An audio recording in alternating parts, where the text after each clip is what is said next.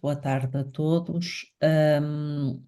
É com muito prazer que estamos aqui nesta sessão, que está aqui com um público muito diversificado, e é para nós, e quando falo em nós, no projeto UN Digital, Jovens, Notícias e Cidadania Digital, um grande prazer acolher-vos a todos aqui neste webinar, que é o nosso segundo webinar, e que hoje conta com a presença.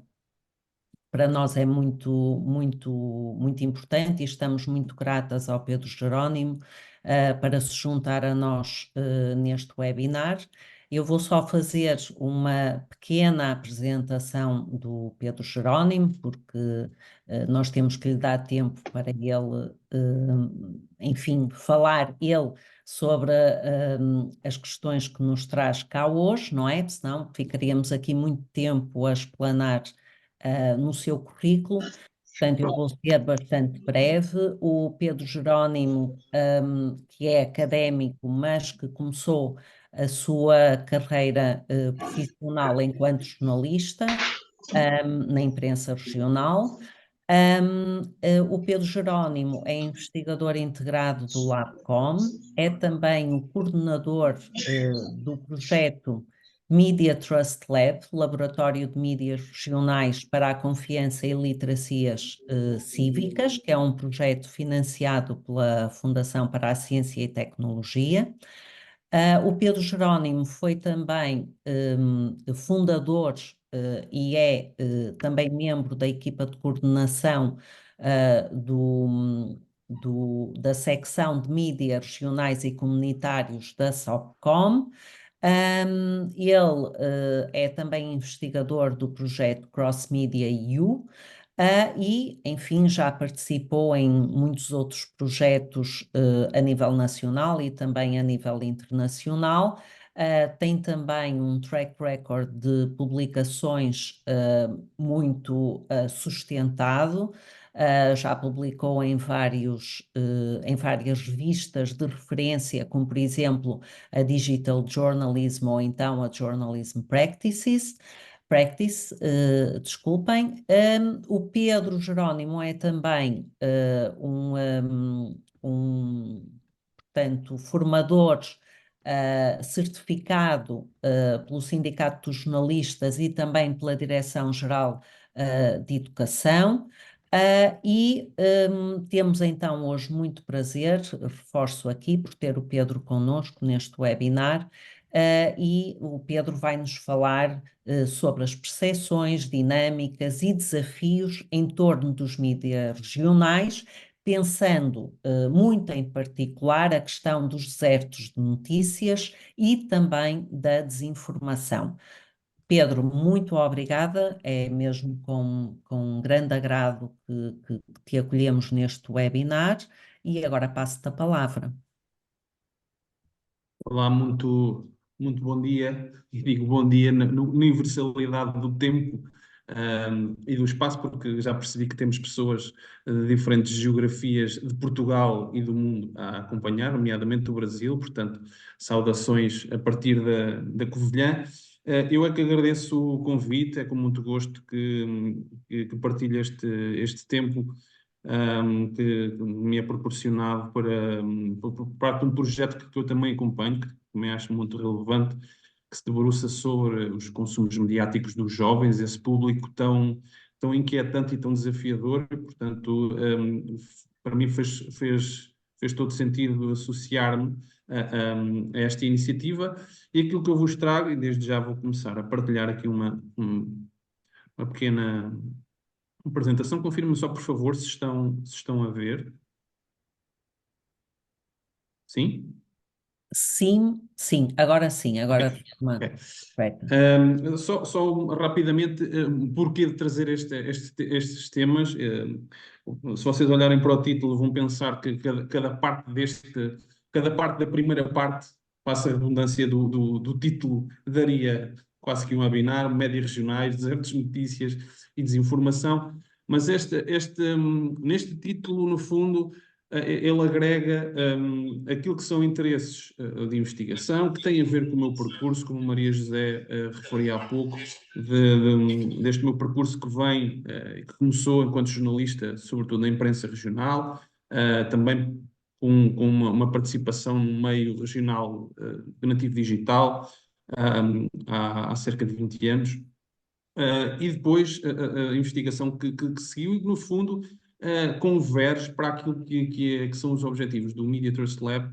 E, no fundo, o que eu vos trago aqui tem a ver com isso, tem a ver com alguma da reflexão que tem ocorrido aqui na Universidade da Beira Interior, não só neste projeto, como no projeto que o antecedeu. Aliás, na verdade, este projeto, o Media Trust Lab, nasce do debate gerado já na reta final do projeto anterior, chamado Remedial Labs, também se debruçava sobre os meios regionais, neste caso do centro de Portugal. Na altura, conversávamos sobre esta questão de estarem a crescer os estudos sobre desinformação, que não era uma problemática recente, mas começou a ser olhada de uma forma mais intensa nos últimos anos, sobretudo desde 2016, como sabemos, desde a eleição de Trump nos Estados Unidos, e percebemos que havia uma escassez de investigação, ou seja, de reflexão feita na academia e devidamente estudada e publicada sobre esta problemática, tanto da desinformação, mas sobretudo da desinformação, como também da literacia mediática, mas aí, no contexto português, até no passado temos no histórico de iniciativas de literacia mediática em Portugal, trabalhos, projetos que envolveram meios regionais ou num contexto mais local, mas no caso da desinformação, o que verificámos foi uma escassez de estudos. No fundo, dessa identificação de uma necessidade, nasceu a ideia do Media Trust Lab, que felizmente foi, com esta curiosidade, foi pensado, foi desenhado em pleno confinamento, no primeiro trimestre de 2020. Felizmente foi um projeto financiado, lamentavelmente no pior ano de financiamento de sempre da FCT, 2020, mas para nós foi com alegria que recebemos esses financiamentos. O projeto este que está agora no seu terceiro ano. Portanto, o que nós vamos falar aqui é uma reflexão gerada nesse projeto e também alguns dados que resultam já daquilo que já no fundo, já investigamos. Ok. Só para fazer aqui um enquadramento mesmo muito rápido, sobretudo para pessoas que não estão tão sintonizadas com a questão dos meios regionais, com os médios regionais, trazer aqui que meios são estes. Eu trago aqui duas ideias, duas reflexões de dois autores, já com algum tempo, mas que se mantêm como, no fundo, como trabalhos importantes na reflexão sobre esta temática. Nós, no fundo, falamos de meios que estão dirigidos maioritariamente a comunidades regionais e locais, aqui com uma componente geográfica, de delimitação geográfica muito marcada, porque se nós pensarmos se pensarmos no ambiente digital, por exemplo, um dos conceitos que é muito usado, sobretudo em Portugal e Brasil, e Espanha também, que é os médios de proximidade, no caso espanhol, os meios de proximidade em Portugal e Brasil, sobretudo o termo jornalismo de proximidade.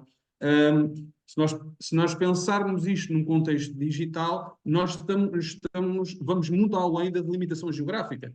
Desde logo, a proximidade pode ser entendida não só por estar mais perto geograficamente, mas também estar mais perto do ponto de vista afetivo, emocional, e aqui podemos pensar, por exemplo, nas comunidades portuguesas ou de outros territórios que estão imigradas e que têm uma ligação, que mantêm uma ligação à terra onde nasceram, onde têm família, e esses meios são um importante vínculo, são um importante, são um elemento importante para manter essa ligação, manter esses laços. Há, portanto, como dizia Carlos Camponeiro que ainda continua a ser um trabalho teórico de referência em Portugal sobre estas temáticas, que deu o seu trabalho de mestrado deu origem ao livro Jornalismo de Proximidade. Falava ele na questão precisamente do compromisso, do jornalismo comprometido com o território mais delimitado, como disse, geograficamente, e com as pessoas que se relacionam com ele, geograficamente, afetivamente, sobre tudo isso. Eu sublinharia também aqui, em relação a estes meios, o facto de serem importantes agentes de co-construção e preservação das culturas e identidades locais e regionais. Eu diria que são os principais guardiões aqueles se pensarmos, se um historiador ou uma historiadora decidem ir para o interior de Portugal ou qualquer outra parte do país ou do mundo e quiser saber que terra é aquela, que comunidade é aquela, o que é que já se passou ali, a sua principal fonte de informação, primeiro, arriscaria a dizer, a primeira pergunta que irá fazer é: existiu aqui algum jornal? Existe aqui algum arquivo guardado de uma publicação periódica que tivesse feito esse registro ao longo do tempo que me permita conhecer como é que comunidade é esta, que tradições? Então, eu sublinharia que esse é um património importante dos meios regionais, que nos liga a uma outra questão que eu diria que ainda hoje permanece como uma das principais, como dizer, heranças, um dos principais patrimónios e valores que os meios regionais têm é a confiança. A confiança que as pessoas depositam neles. Nós poderemos, mais à frente, falarei sobre isso, sobre a questão, para quem está atento aos média, aos estudos dos média e do campo dos estudos de jornalismo, está muito atento àquilo que anualmente se publica no Digital News Report, que nos coloca Portugal no topo. Finlândia, durante uns anos Portugal esteve em segundo lugar, houve um ano que coincidiu em primeiro, na última edição ficou em terceiro lugar, mas podemos falar que dos 47 países analisados, somos um país onde as pessoas depositam muita confiança nas notícias. E se quisermos olhar para uma escala mais local, estamos a falar de meios nos quais as pessoas depositam ainda mais confiança.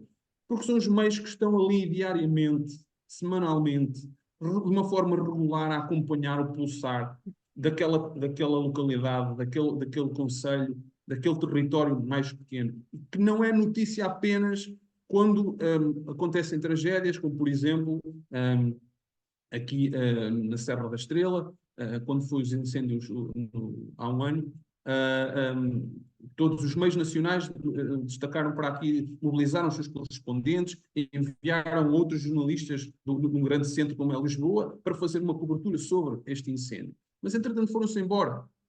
Os meios que continuam cá são, quando eles existem, também já falaremos sobre isso adiante, são os meios que garantem uma informação regular, conseguem ir dando conta, por exemplo, aqui na Covilhão, num curto espaço de tempo foram anunciados um conjunto de investimentos, de construções, tanto de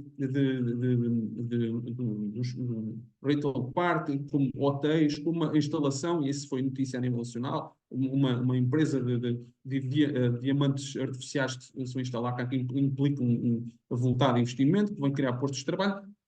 Estou a dar aqui um exemplo de uma notícia que até foi conhecida a nível nacional, mas as outras são conhecidas por vir daquilo que é veiculado, seja num jornal, seja numa rádio local, seja no meio digital, que se debruça sobre esse território mais circunscrito. Só para terem uma ideia, estamos a falar em meios que conhecem, por estarem de uma forma permanente a partilhar esse território, essa comunidade, conhecem melhor o seu público, essa proximidade que eles têm com esse público permite-lhes manter uma maior fidelização, tanto com o público, a antiga audiência que consome os meios, mas que também se relaciona com eles, mas também os pequenos anunciantes. Eu diria que eles têm a possibilidade, estes meios, de trabalhar com alguns nichos de mercado, nomeadamente pequenos anunciantes. Não estou a dizer que é por via dos pequenos anunciantes, se calhar, que se consegue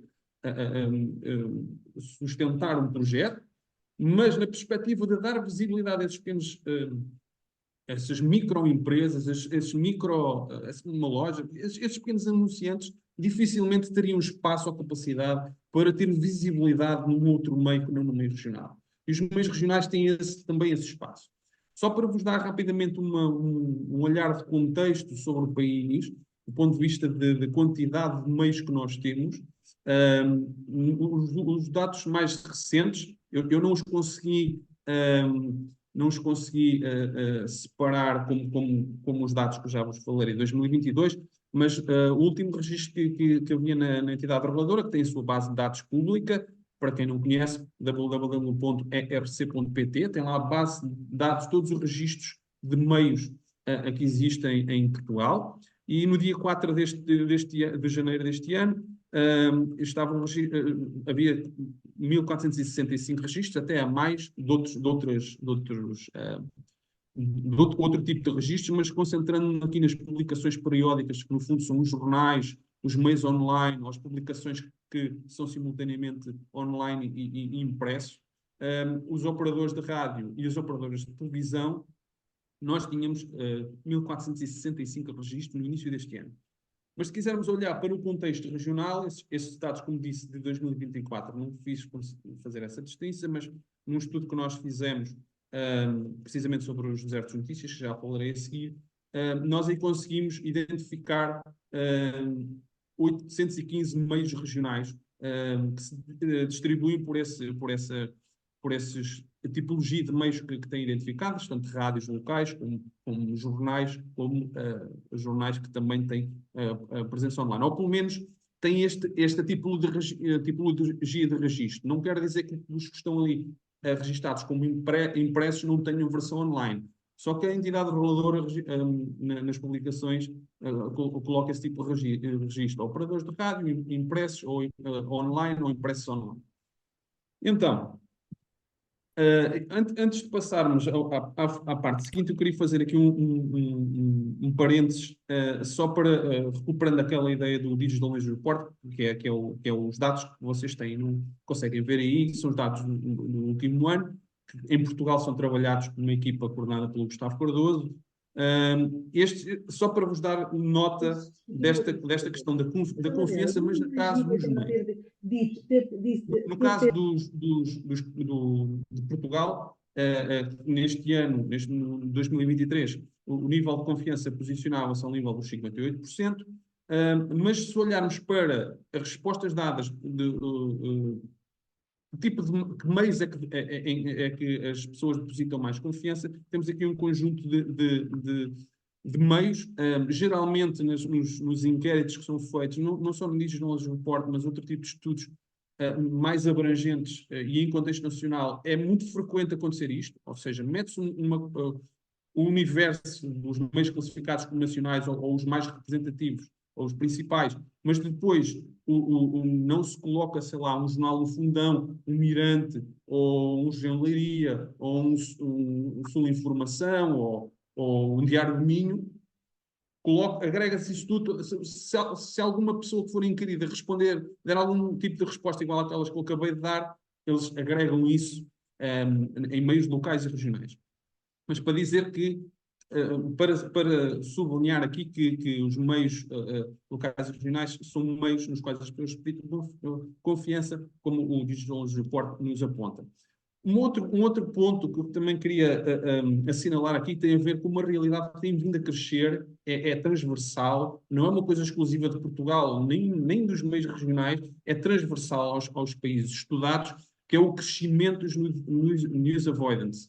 Ou seja, esta menor predisposição para o consumo de notícias, que não é uma menor predisposição, é uma clara atitude de querer evitar notícias. Eu não quero ver televisão, não quero ouvir rádio, não quero ler jornais, não quero ler notícias, não quero consumir notícias. E como vocês podem ver por esse gráfico que nos mostra a evolução ao longo dos últimos anos, há um crescimento e há um aumento da regularidade, da frequência com que se evitam notícias. Se quisermos olhar para as temáticas que suscitam mais o evitamento de notícias, segundo os dados do último Digital News Report, percebemos que, face ao contexto que estamos a viver a nível internacional, e dado a presença muito intensa, muito diária, muito permanente dos conflitos que estão a decorrer, nomeadamente o disputou em primeiro lugar, ainda que o segundo não seja uma novidade, mas que no fundo se tenha alastrado no Médio Oriente mais neste período. Pelo menos o estudo remete para esse período da invasão da Ucrânia. Olhamos com alguma naturalidade para que esse seja um tema que apareça no topo de notícias a evitar. Mas eu queria, sobretudo, destacar os dados referentes a notícias em torno daquilo que é local e regional, que são aquelas que aparecem no fundo da lista. Ou seja, que vem reforçar aqui, é um indicador importante que nos reforça esta ideia de que as notícias locais interessam. Se interessam a todos os públicos, isso é outra questão, também já lá iremos. Mas são notícias daquilo que está mais próximo, interessa mais do que coisas que estão mais distanciadas. Pelo menos eu, numa postura de evitar notícias, estas são aquelas que eu evito menos, são aquelas que são mais próximas. Do ponto de vista e porque estes dados não estavam presentes no Digital News Report de 2023, no relatório que foi feito sobre Portugal, mas o de 2021 tinha um capítulo em que havia, no fundo, um olhar mais alargado à realidade dos meios regionais e locais e das notícias. Eu retirei este gráfico, no fundo, partido em dois, no fundo, que serve para nos mostrar quais são os temas que interessam mais às pessoas, sendo que eles são mais procurados nos meios. Quais são as notícias mais procuradas nos meios locais? Assim é que é. E então conseguimos perceber que tudo que tem a ver com a política local, economia local, são exemplos. O Covid-19, naturalmente, é um tema transversal, independentemente da escala dos meios. Quando isso ainda estava ativo, é natural, sendo este relatório referente a 2021, que esse fosse um tema ainda muito presente. Mas destacar aqui que os temas de âmbito local interessam, e são dos que mais interessam quando se trata de notícias locais. Depois, queria sublinhar aqui outra questão que tem que ver com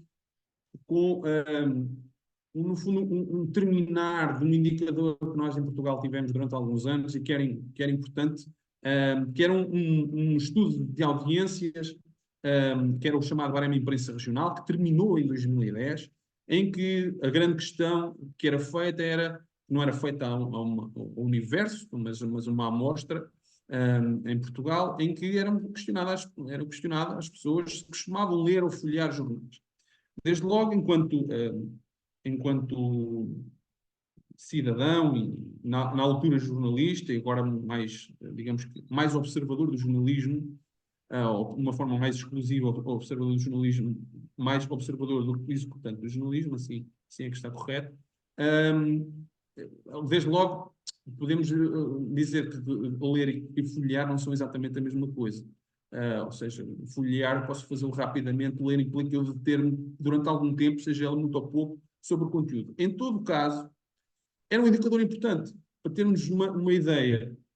E esse gráfico aí é os dados do último Barema Imprensa Regional, que houve em 2010, e que tinha essa distribuição, e que já na altura nos mostrava que os meios regionais e locais eram muito consumidos fora dos grandes centros. Naturalmente, Lisboa-Porto, sobretudo, onde tem sede os principais meios nacionais, as redações, fora desses territórios é onde a imprensa regional está mais implantada, é mais consumida, sobretudo fora dos grandes centros. E se olharmos para a distribuição, estes dados vocês podem ver dos principais distritos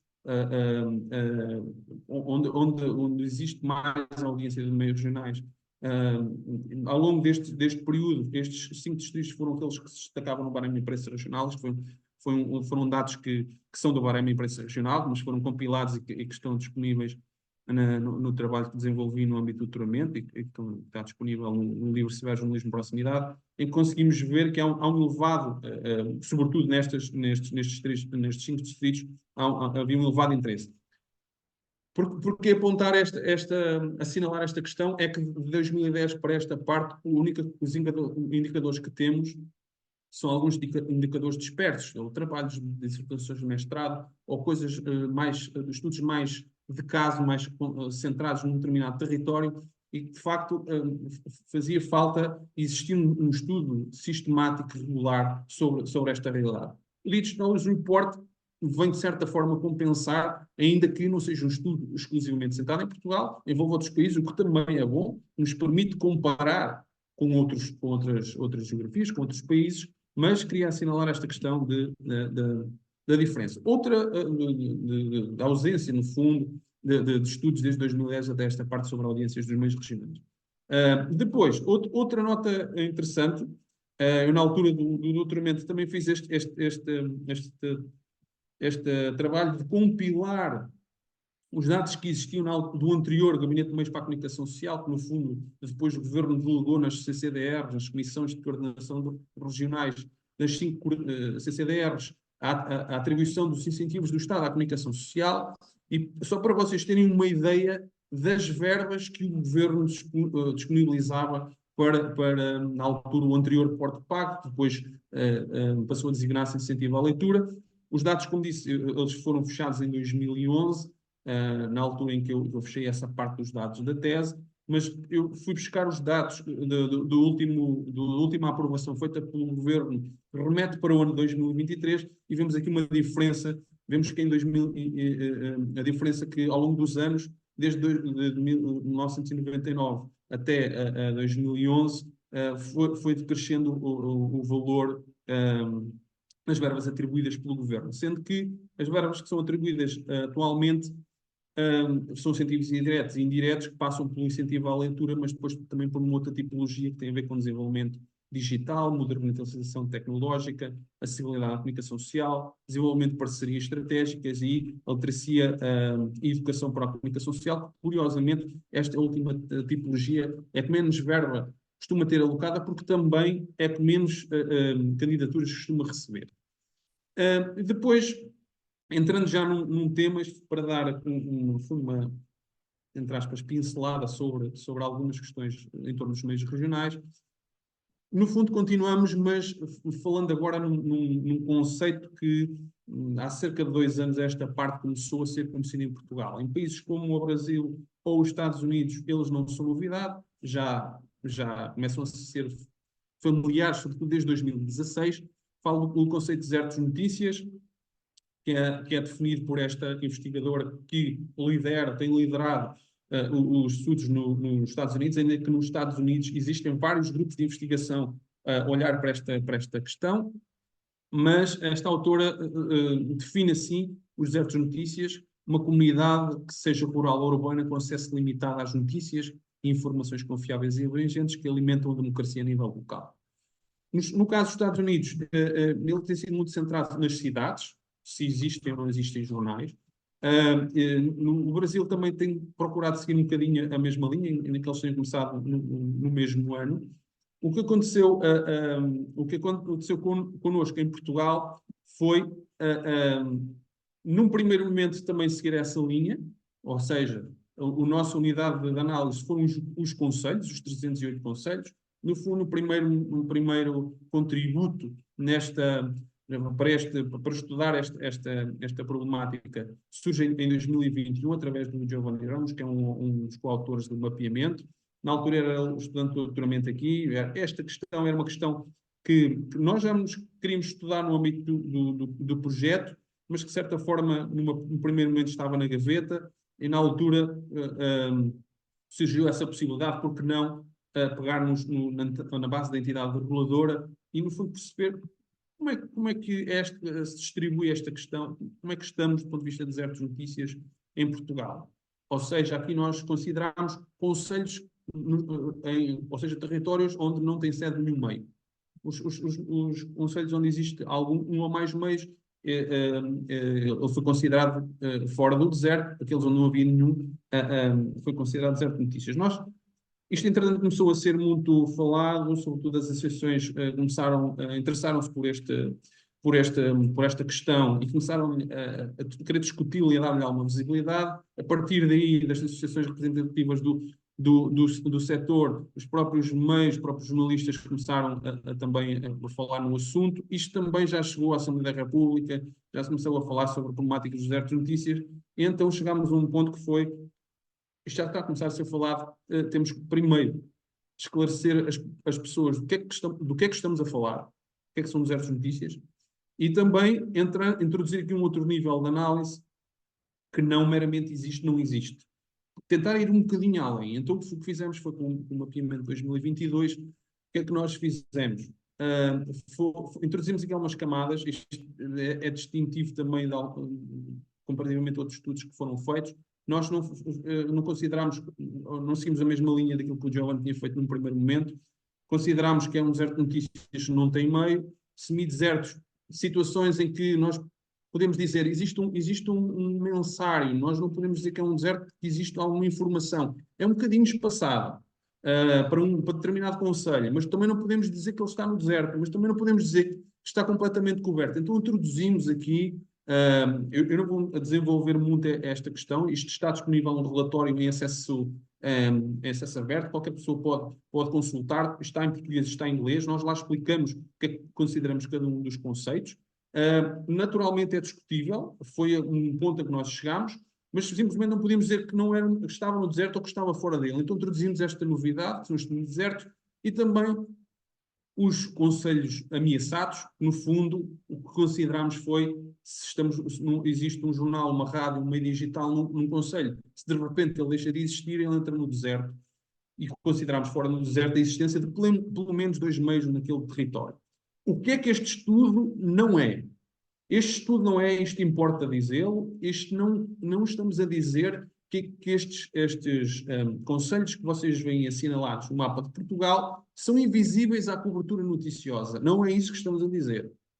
Porque o que pode acontecer, e vou-vos dar um exemplo aqui próximo, Manteigas é um concelho que é considerado deserto de notícias, é o exemplo que eu vos estava a dar há pouco, houve uns incêndios, ele foi notícia nos meios nacionais, mas independentemente dessa questão, ele costuma ser notícia, por exemplo, aliás, isso é um outro passo, um passo seguinte deste estudo que está a ser feito, nós prosseguimos o estudo em torno desta questão, que é como é que as pessoas, foi a questão que surgiu depois deste mapeamento, que é como é que as pessoas se informam sobre a sua comunidade, sobre o seu concelho, se elas estão localizadas no deserto de notícias. Se não existe nenhum meio ali, como é que elas se informam? Importaria perguntar porquê? Porque elas podem estar a ser atendidas pela cobertura jornalística feita por algum meio local ou regional que existe na vizinhança, ou não. Mas essa é uma outra fase, isso implica profundidade, implica outro nível de aprofundamento do estudo. Em todo caso, isso já está a ser feito, ela está a ser concluído, mas temos já alguns dados preliminares de focos de grupo que foram feitos precisamente em Manteigas, e as pessoas diziam, nós informamos sobre Manteigas e enumeraram alguns meios aqui à volta, desde daqueles que estão sediados no Distrito da Guarda, como os sediados no Distrito de Castelo Branco, nomeadamente aqui no eixo Covilhã-Fundão, nos quais elas se informam. Mas não sabemos como é que é a realidade noutros territórios. O que é que fizemos também? Uma questão que também nos colocámos em cima da mesa, que foi, será que as pessoas que residem em desertos de notícias, em territórios assim identificados, em contexto eleitoral votam menos? Ou seja, a abstenção é maior em territórios identificados como desertos de notícias? Então o que fizemos foi, fizemos um estudo comparativo com o Brasil. Aliás, os autores do mapeamento dos desertos de notícias têm um português e 2 brasileiros, o Giovanni Ramos e a Luísa são 2 jornalistas vindos do Brasil que estão, aliás, o Giovanni já terminou o doutoramento e a Luísa está a fazê-lo. No fundo, o que nós fizemos foi olhar para esta questão e perceber, vamos buscar dados de Portugal e do Brasil dos últimos atos eleitorais. Brasil, tínhamos os dados das presidenciais, Portugal tínhamos das últimas legislativas. E fizemos esse cruzamento de dados. Então a nossa hipótese, a conclusão, relativamente à principal hipótese que estávamos a colocar em cima da mesa, a conclusão foi que não se verificou. Ou seja, nós não podemos dizer que em desertos de notícias de Portugal e no Brasil as pessoas votam menos. Naturalmente, em ciência, independentemente das nossas hipóteses verificarem ou não, elas acabam por suscitar sempre novas questões. E suscitaram, desde logo, em Portugal, o voto não é obrigatório, no Brasil é.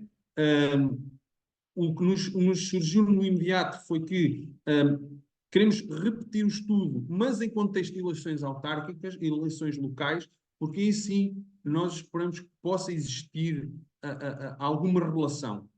No caso português, no caso das legislativas, estamos a falar de atos eleitorais, de coberturas, de campanhas que têm muita exposição nos meios nacionais, nomeadamente na televisão, meio que em Portugal continua a ter uma relevância muito grande, a televisão. Portanto, as pessoas são atendidas do ponto de vista noticioso e das suas necessidades, porventura, por essa via, porque estamos a falar de eleições de dimensão nacional.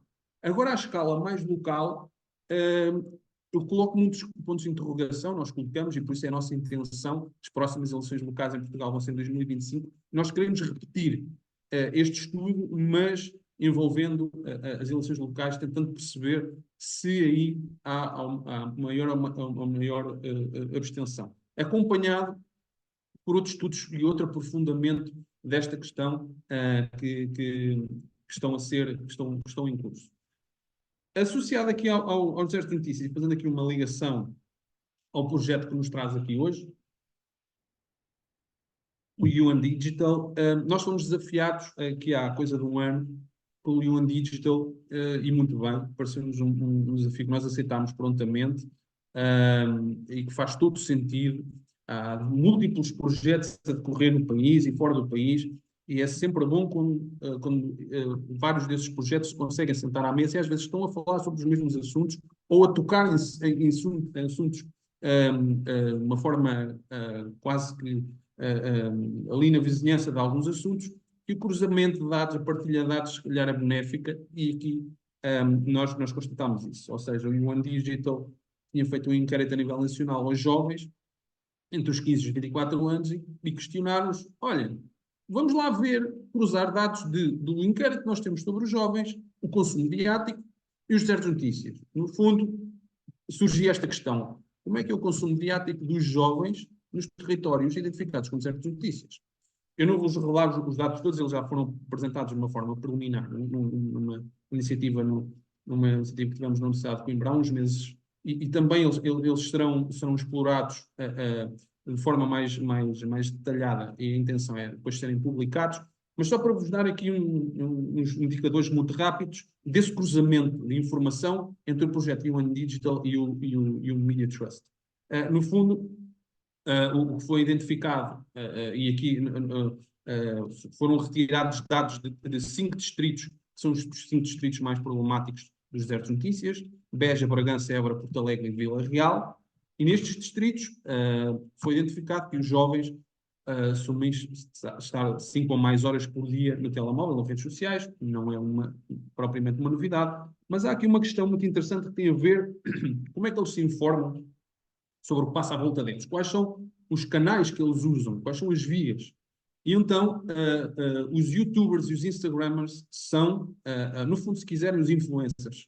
Estejam eles no YouTube, ou estejam no Instagram, ou eventualmente no TikTok, acrescentaria uma rede muito popular entre este tipo de público. No fundo, os influencers, para eles, são um elemento importante para se informarem sobre o que se passa à sua volta. E quanto ao consumo de notícias, este cruzamento de dados aponta-nos que nos desertos de notícias o consumo, a tipologia ou a plataforma ou a via através da qual eles mais consomem notícias é através da televisão e das redes sociais, e aqueles que eles recorrem menos são os jornais e podcasts. Se nos jornais eles assumem nunca ler jornais, eu sublinharia a questão dos podcasts, porque curiosamente, este para mim é um dado curioso, porque curiosamente os podcasts neste público até é um tipo de consumo que tem vindo a crescer, o interesse em torno dos podcasts. Mas a verdade é que neste cruzamento e concretamente nestes territórios, nestes distritos identificados como desertos de notícias, maioritariamente no interior e no Alentejo, foi estes os dados que encontramos. Quais são as principais fontes de informação deste público? As redes sociais, a família e os amigos foram aquilo que eles identificaram, que estes jovens identificaram, quais são as fontes deles. Depois, entrando já na questão entrando já na última parte desta apresentação, falar na questão das informações. Já muito foi dito, tem sido escrito e refletido muito sobre este assunto, ainda mais agora, numa era de crescente interesse de desenvolvimento de tecnologias, designadamente a inteligência artificial, em que a questão das deepfakes começam a ganhar uma preponderância muito grande, e em contexto eleitoral, que é onde a desinformação é mais, digamos, ativa, ou que é mais que se propaga mais são neste tipo de contextos. Acaba de sair um relatório, certamente alguns já ouviram falar, da Global Risk Report, que coloca, resultou de entrevistas a especialistas e investigadores sobre diversos assuntos, o tema que eles colocam no topo nos próximos 2 anos. Fazem uma leitura a 2 anos e a 10 anos. Quais são as principais preocupações? E aquela que surge no topo das preocupações nos próximos 2 anos é precisamente a desinformação. Este é um relatório que podem encontrar se pesquisarem da Global Risk Report. Ele está disponível gratuitamente, basta pesquisar. Depois, localizando isto aqui em Portugal, nós no Media Trust realizámos um inquérito aos jornalistas em Portugal, ao qual responderam 485, precisamente em torno da temática de desinformação e fact-checking, sobretudo recorrer identificar as percepções que tinham sobre esta problemática. Então, a quase generalidade identifica que considera um problema relevante no contexto português. Também uma esmagadora maioria dos inquiridos e das inquiridas, quando questionados se consideram que a legislação em Portugal, de alguma forma, responde a esta problemática, a esmagadora maioria considera que não, que a legislação não é adequada. E depois surge um conjunto de atores que são identificados como, questionamos quais são um conjunto de opções, quais são os atores que identifica como disseminadores de desinformação. Aqueles que aparecem no topo são os públicos e audiências, e também mas dentro dos vários, entre os atores políticos, partidos. Entre os vários, eu destacaria estes, sobretudo o público e audiências, que aparecem no topo, mas também a sublinhar os médios, os próprios médios e os próprios jornalistas. Ou seja, os jornalistas que responderam a este inquérito consideram que a própria classe e os próprios médias são disseminadores de desinformação. Mas com uma nuance aqui que nós conseguimos perceber no inquérito. É um problema de disseminação, mas, como eu tenho vindo a dizer, na casa dos outros. Ou seja, os inquiridos não assumem que eles são disseminadores de desinformação, nem o meio para o qual trabalham é disseminador de desinformação. Os outros, sim, eu reconheço que existe, mas é um problema na casa dos outros, no fundo, se quiserem. Isso, naturalmente, podemos levar a uma discussão que, e olhando só para estes títulos, e aliás, houve uma jornalista que há uns meses, antes de nós publicarmos o estudo, fez uma entrevista e já tínhamos este dado exploratório e foi puxado para título. Foi cerca de metade dos jornalistas em Portugal são disseminadores de informação. E isto lida assim, só o título. Obviamente que isto é potencialmente conteúdo para ser explorado por quem bem quiser, nomeadamente para atacar os jornalistas e dizer, estão a ver que eles fazem isto.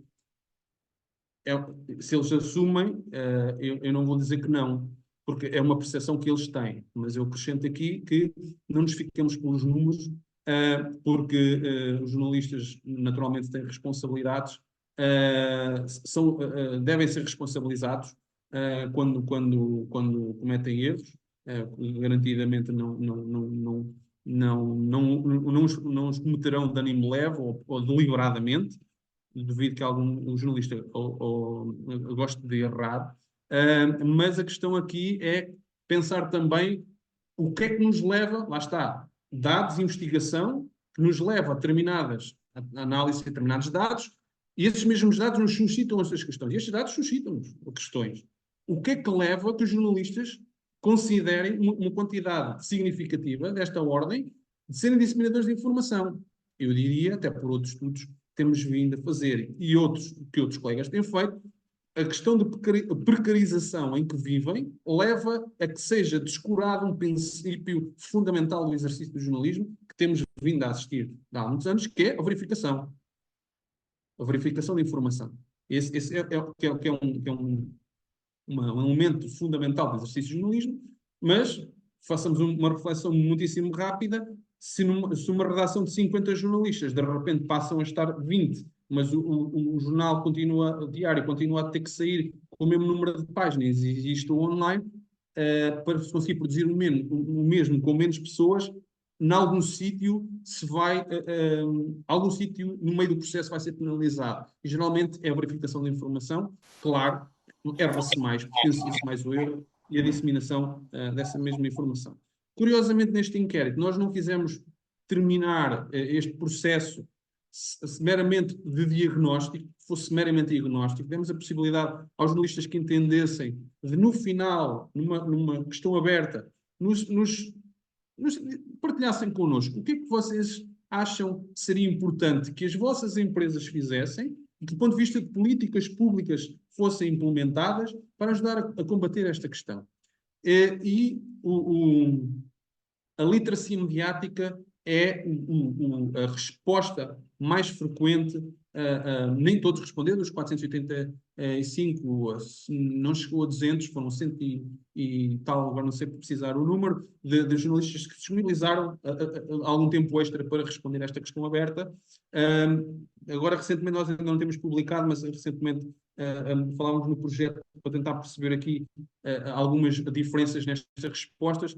Curiosamente, um dado curioso, são as jornalistas a falar mais, ainda que sejam mais referidos, seja a literacia mediática, são as jornalistas mulheres quem mais aponta como resposta a literacia mediática, o investimento na literacia mediática, e os jornalistas, os homens, apontam sobretudo, também apontam a literacia mediática, mas destacam-se na questão da ética e da deontologia, de reforçar a importância da ética e da deontologia para combater, no fundo, elementos essenciais do exercício do jornalismo para que ele possa ser feito corretamente.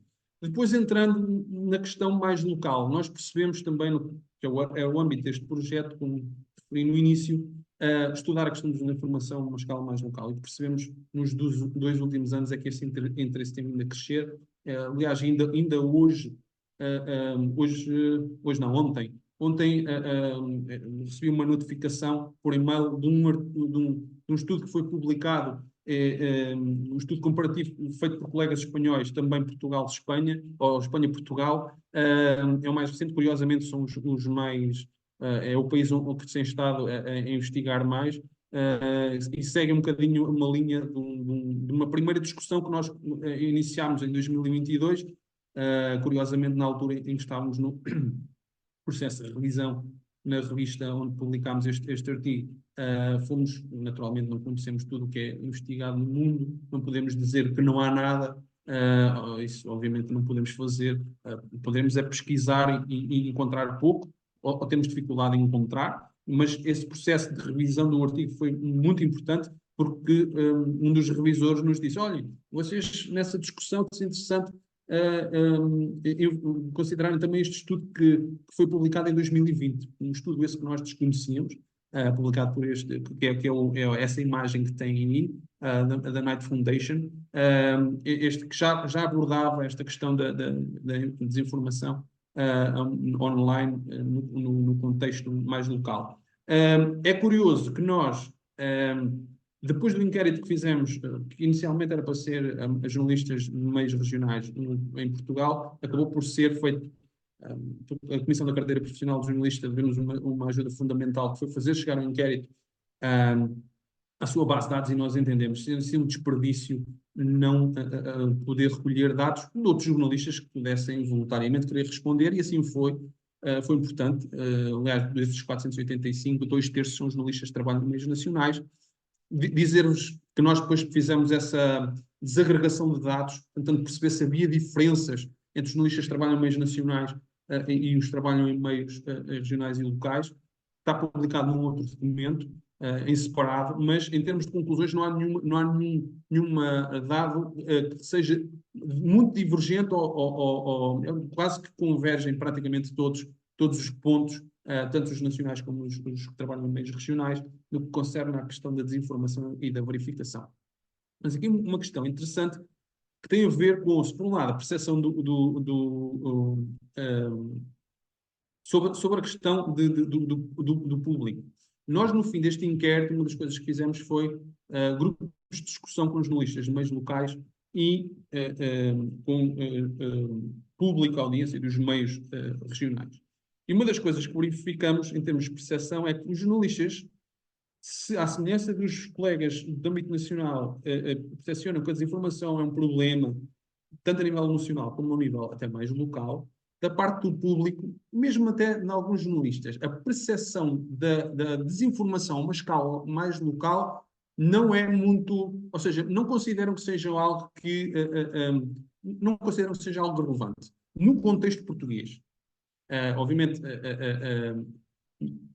umas coisas que nos foi dito foi, às vezes quando há algum boato, sobretudo em meios mais pequenos, recordo de um grupo de discussão em particular, quando há um tipo de boato em meios mais pequenos, as pessoas rapidamente fazem quase uma verificação desse mesmo boato, que é ligar, tem alguém conhecido na junta de freguesia nos bombeiros, ou alguém, ou seja, alguma fonte credível na qual eles depositam confiança, que no fundo rapidamente ali entre eles conseguem quase fazer essa verificação da informação. Contudo, eu diria que nós nos aproximamos aqui de um contexto, ou aproximar, agora com um contexto eleitoral de âmbito nacional, mais uma vez, mas sobretudo para o próximo ano com as autárquicas, acredito que esta problemática se pode agravar face àquilo que tem sido a polarização, o crescimento e o aparecimento de novos partidos e o crescimento de outros com iniciativas, com propostas pouco ou nada democráticas, que isto para um contexto mais local possa vir porque volto a sublinhar, e os estudos mostram-nos isso, a desinformação é muito particularmente ativa, explorada, e os investimentos que se fazem em tentar enganar de forma deliberada, que no fundo é, de uma forma muito resumida, é assim que podemos classificar a desinformação, que deverá ter reflexo a nível local, no contexto português, como nunca teve. Noutros contextos já se faz sentido, nomeadamente Espanha, e não é por acaso que a questão da desinformação, a uma escala mais local, tem estado a suscitar muito interesse na vizinha Espanha. Precisamente no fundo, essas sanções que já existem num contexto mais local. Depois, fazendo já uma ponte para a última parte que tem a ver com os desafios, os recursos existentes nos meios locais e regionais são um desafio. Se pensarmos que as redações mantêm o mesmo número de jornalistas, mas o potencial de informação que eles têm para gerir no ambiente digital vai aumentando dia para dia, não há como conseguir abarcar tudo, nem mesmo os nacionais terão essa intenção, mas aqui entra um elemento importante, e aqui entrando já nos desafios, que me parece que é um desafio, um possível caminho a seguir, que tem a ver com a questão da colaboração. Um dos desafios, selecionar e verificar, como estava a dizer, muita informação que chega no ambiente digital e sobretudo no contexto eleitoral. Quanto menos jornalistas forem, mais difícil é o processo. Eu recordo num estudo recente que nós fizemos, entrevistando jornalistas de meios regionais de Portugal e Espanha, precisamente sobre a verificação da informação. No caso dos espanhóis, houve uma conclusão muito interessante, que eles diziam que o importante, é que foram vários a dizer isto, a importância de aprender com erros do passado. Se eles, num primeiro momento, com o aparecimento da internet, com as redes sociais e tudo, havia uma preocupação em publicar primeiro, eles cometeram alguns erros e dizem, nós já aprendemos com os erros que cometemos no passado, e a nossa preocupação agora não é, nós não temos que dar tudo. Não temos que dar notícias da última hora. Obviamente que há há coisas que a nível local têm impacto e que nós temos que dar. Mas a nossa prioridade é dar bem. Ou como diria aqui, estando sempre nestas coisas, gosto sempre de recuperar uma frase antigo de um jornalista brasileiro, já está há muitos anos no nosso tempo, no Texas, o Rosenthal Alves, que dizia que é correto ser o primeiro, mas primeiro é preciso estar correto.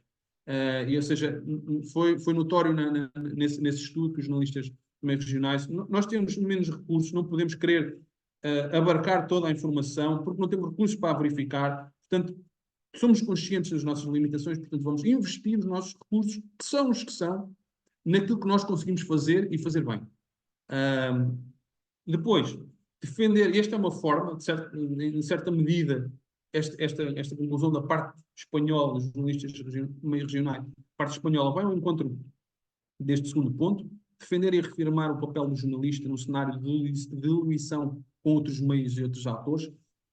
Tem sido também muito notório nos nossos estudos, e nomeadamente através dos grupos de discussão, os relatos de pseudo-projetos jornalísticos, que não são um exclusivo dos meios regionais, ou seja, coisas que se fazem, nomeadamente sites que se fazem passar aparentemente parecem ser de notícias, mas não são. Primeiro, não são feitos por pessoas da área do jornalismo, alguém decidiu criar um site, e às vezes estão fora do radar, a menos que sejam anunciados da entidade reguladora, que leva a essa diluição e depois também leva a problemas de percepção da parte do público. Porque se eles coabitam no mesmo espaço, um projeto, um meio de comunicação social, conteúdos jornalísticos, com um outro site de um outro que aparenta ser também jornalístico, ou melhor, noticioso, mas não são a mesma coisa, mas aparentam ser, pode provocar essa percepção da parte do público, é tudo a mesma coisa, e depois é fácil influenciar percepções das pessoas sobre determinados assuntos, e aí tanto a entidade reguladora para a comunicação social, como os próprios jornalistas, como os próprios cidadãos que também se aperceberem, ao perceberem destas situações, têm a obrigação, têm o dever de denunciar. E no site que vos dei há pouco, a entidade reguladora tem formulário para isso, para denunciar. Aliás, é uma das coisas que eu defendo, não sou a única a defender isto, no caso português, que o argumento da entidade reguladora é que muitas vezes vão convidando alguns meios a registarem-se, porque houve há coisa de 3 anos aqui uma polémica em Portugal, que era a entidade reguladora para a comunicação social registra meios de desinformação. E o argumento foi é para estarem debaixo do radar do regulador, porque nos primeiros 90 dias é um registro, um pré-registro, no fundo para permitir à entidade reguladora analisar convenientemente e depois dar o carimbo no fundo final, se está oficialmente registado ou não. Sendo que, ainda que seja muito legítima nada contra esta intenção, convém, e isso tem sido muito defendido nos últimos tempos, que a base de dados que é pública, que se separem as áreas. Uma coisa é uma base de dados de meios de produção jornalística de outros meios que não têm nada a ver com o jornalismo.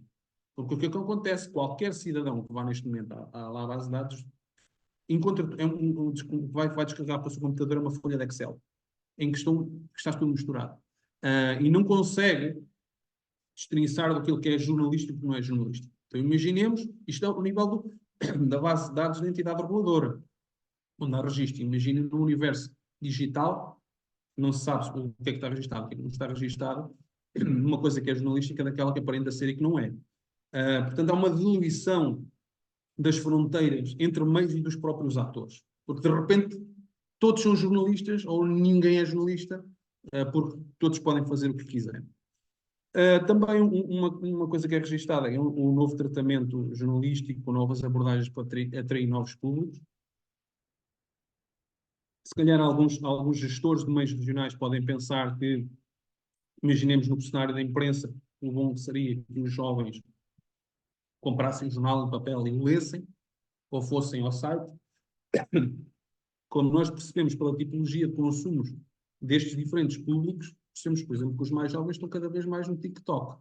Portanto, se calhar, um grande desafio será, até porque o jornalismo, o que é o jornalismo? E há quem diga, e bem, que o jornalismo é tornar interessante aquilo que é relevante, se calhar um grande desafio para os meios regionais, entre parênteses, e não só, é tornar interessante, e aqui o interessante é adaptar conteúdos de temas relevantes aos canais e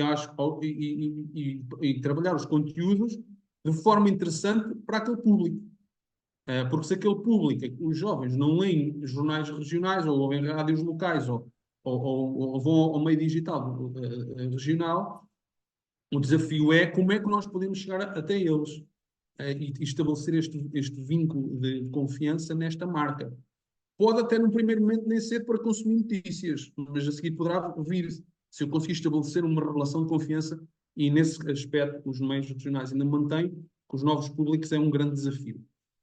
Potenciar a tecnologia na relação com os públicos, e aqui esta questão, nós estudávamos isso, há um artigo, Maria José falava no início, num dos sítios onde nós temos um estudo publicado, a Journalism Practice, que temos um estudo que se debruçou sobre jornalistas que trabalham no centro de Portugal, nas jornais e rádios do centro de Portugal, em que o título é Are we close enough?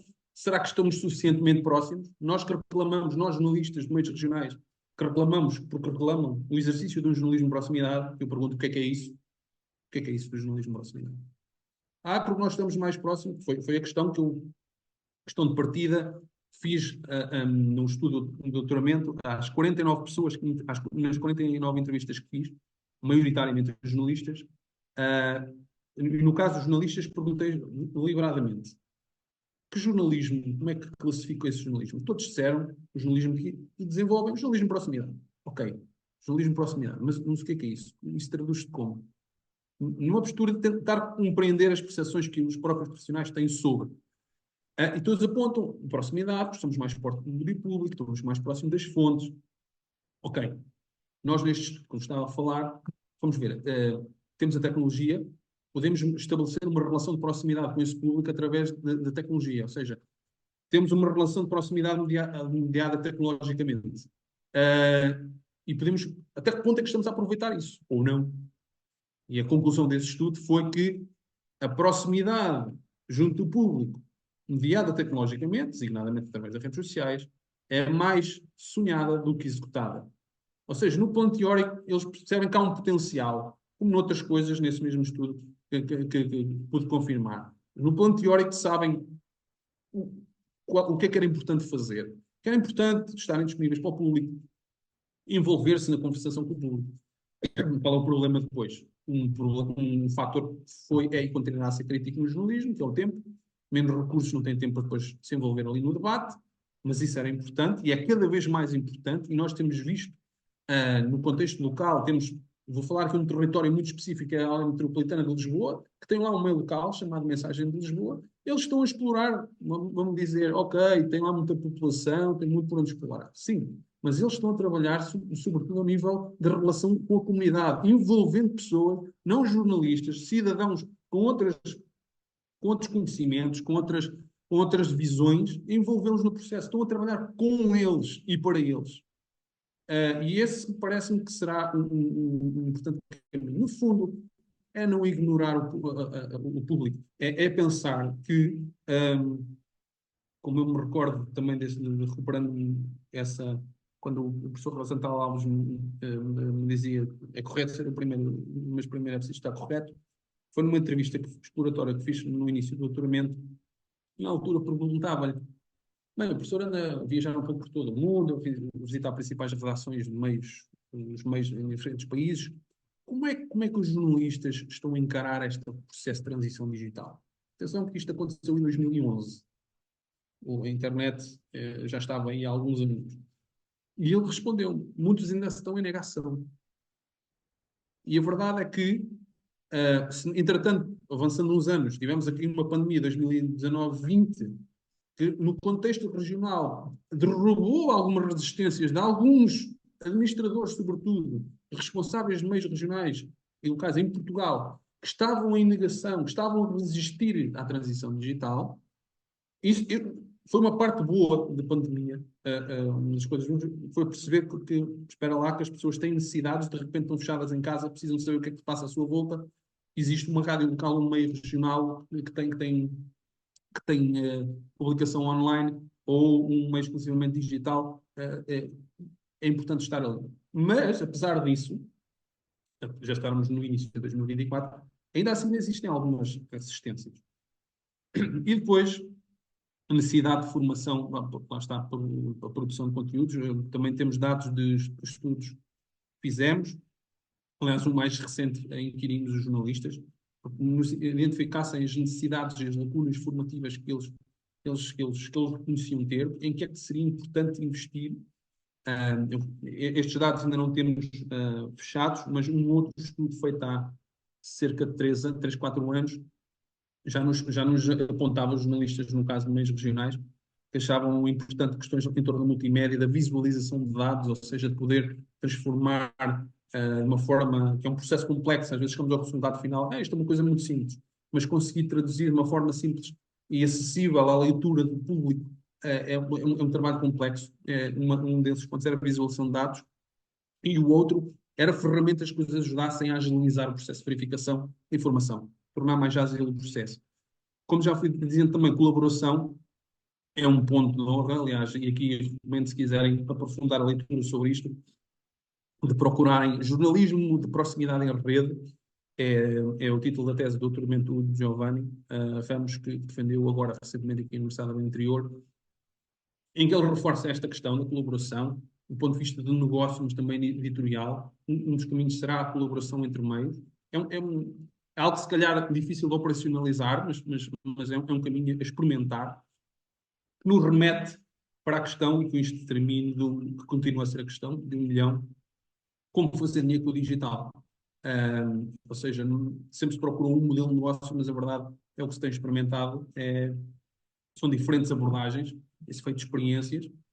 Se calhar esta da colaboração, entre pensar-se numa colaboração entre meios regionais e o público, envolver o público no processo, que essa também foi uma das questões que nós colocámos. Uma das hipóteses que colocávamos em cima da mesa ok, se as redações de meios regionais têm menos pessoas, será que o público, algumas das pessoas do público local, alguns cidadãos mais comprometidos do ponto de vista cívico, porque os há no contexto mais local, será que eles não poderiam ser envolvidos no processo? Isso assim como? E nós questionámos tanto jornalistas como público, e foi curioso que ambos, e obviamente isso foi feito em separado, debate com o público, debate com os jornalistas, e eles dividiram-se tanto um lado como o outro. Enquanto da parte dos jornalistas, se tivermos jornalistas, não, esqueçam lá isso é trabalho dos jornalistas verificar a informação, isso é competência nossa, não é do público. Também houve jornalistas que disseram, sim, ok, isso é competência nossa, mas se calhar se nós ajudarmos a capacitar alguns desses cidadãos, se calhar eles podem ser uma ajuda importante. E da parte dos cidadãos tivemos exatamente a mesma a postura, enquanto que alguns disseram, e usaram mesmo esta expressão, cada macaco no seu galho, que é, os jornalistas é que têm que fazer verificação, se é lá com eles, não é connosco. Também houve público, houve elementos da audiência que disseram, não, olha, se nos ajudarem, se nos capacitarem, se nos darem informação, nós podemos ajudar. Perdão. Portanto, pelo menos há essa possibilidade e há esse reconhecimento, pode ser um caminho a percorrer, a explorar.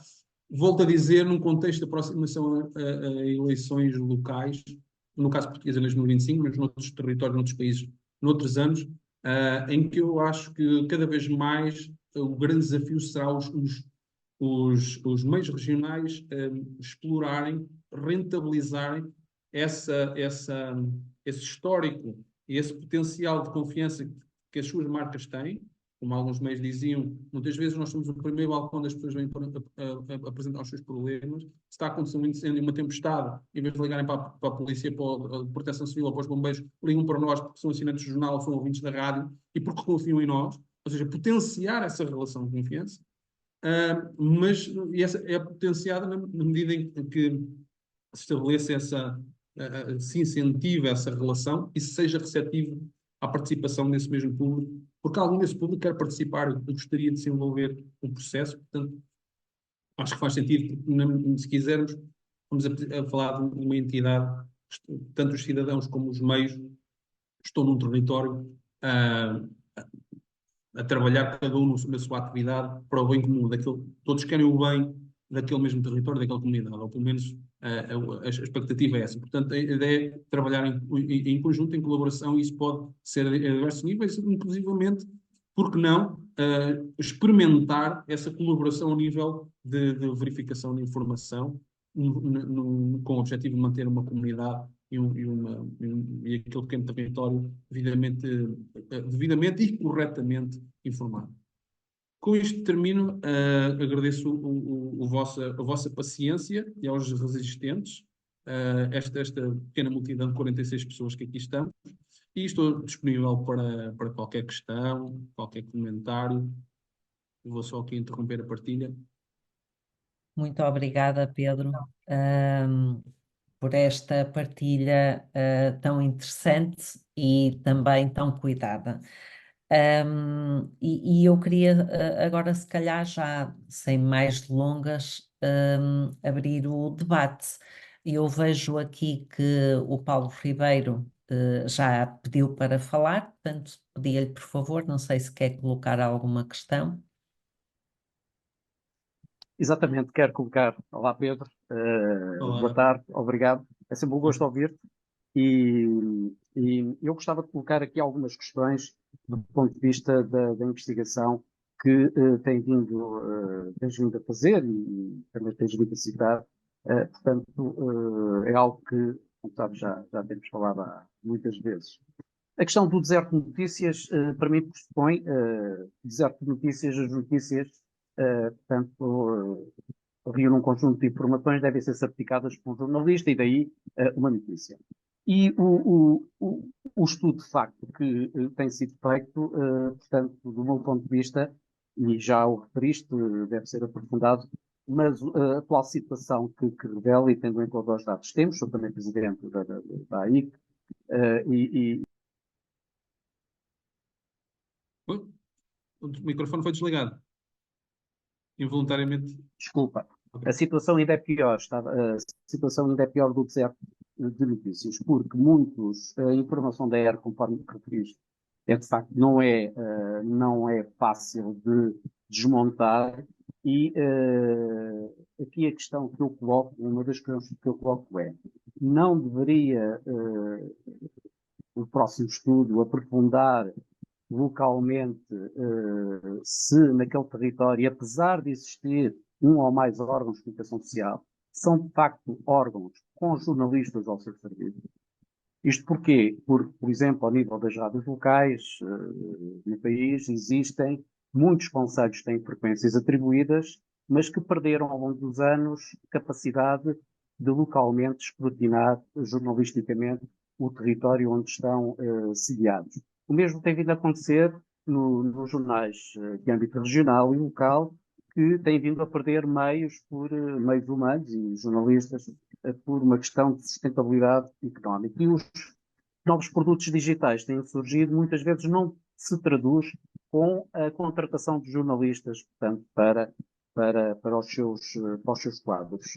A propósito, também fica uma referência, também pertence à Comissão da Carteira, daí também poder ajudar a ter mais esta informação. Por outro lado, a segunda questão, relativamente, temos vindo, ano após ano, a centrar, e é importante, o relacionamento dos jovens com o consumo de informação jornalística, nomeadamente a leitura, como é que se apercebem da realidade que os rodeia e de que forma.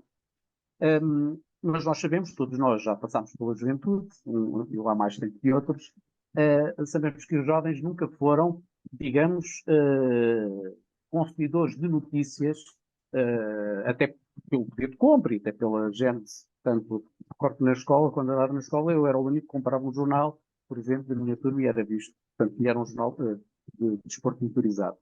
E era visto um bocado com alguma desconfiança. Mas não seria importante a Academia estudar também o consumo de notícias dos adultos e, concretamente, por exemplo, de algumas classes profissionais, para ficarmos com uma realidade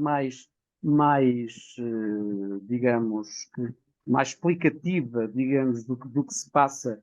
Por exemplo, na classe dos professores. Os professores consomem informação, compram jornais, de que forma é que se informam? Os autarcas do nosso país consomem informação, por exemplo, apenas para ficarmos com uma ideia do que a sociedade portuguesa, ou pelo menos parte da sociedade portuguesa, se relaciona com a aquisição de informação jornalística. Só para, não sei se seria interessante, daí a minha questão. E, por último, não seria também importante, quando nós temos vindo ultimamente, e é um elogio que eu faço, a Academia, de facto, tem vindo a produzir trabalho de estudo no âmbito do jornalismo em Portugal bastante importante, mas não seria também importante, além de ouvir os cidadãos e os jornalistas, quando se fala do futuro e da comunicação social e da gestão da comunicação social, não seria importante ouvir os editores, de que forma, quais são as barreiras que têm, quais são porque é que chegaram a este ponto e que alternativas é que sugerem e que, nomeadamente do ponto de vista do financiamento ao diverso seja particular, seja semi-particular, seja público, eram apenas estas algumas questões que eu gostava que me pudesses dizer se efetivamente tem alguma pertinência para esta abrangência do estudo da comunicação social em Portugal. E já agora, no âmbito dos apoios públicos que falaste, centraste apenas no Portugal continental, havendo nas ilhas, tanto nos Açores como na Madeira, um conjunto de apoios públicos substanciais à defesa do jornalismo e dos meios de comunicação social, que são muito diferentes do que existe no continente. Obrigado, bom trabalho, continua. Estou bastante expectante com as respostas.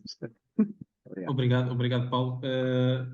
Sim, eu agradeço no meio de tanta coisa, foi um lado. Ainda bem que falaste nisso, agora, só para enquadrar, como, não sei se percebeu bem ou não, eu já conheço o Paulo há alguns anos, ele como presidente da Associação Portuguesa de Imprensa de Inspiração Cristã e também membro da Comissão da Carteira Profissional de Jornalista, portanto é alguém que inclusive também já participou noutros estudos nossos, portanto já nos conhecemos, já vamos discutindo ao longo do tempo sobre alguns destes pontos.